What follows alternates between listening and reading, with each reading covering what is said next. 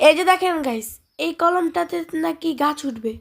তো এর জন্য আমি তাড়াতাড়ি করে এখন বেশি বেশি হাতের লেখালেখি যেন তাড়াতাড়ি শেষ হয় কলমগুলো, আর আমি তাড়াতাড়ি রুখতে পারি।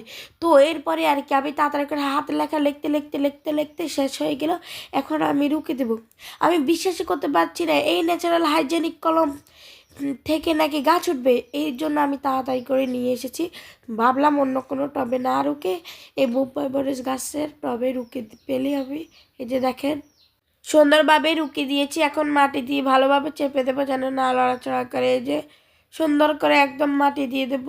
আপনারা যেই সামনের দিকটা দিয়ে লেখেন ওটা দেবেন না, পিছনের দিকটা একদম আপনারা মাটির ভিতরে গেড়ে দেবেন।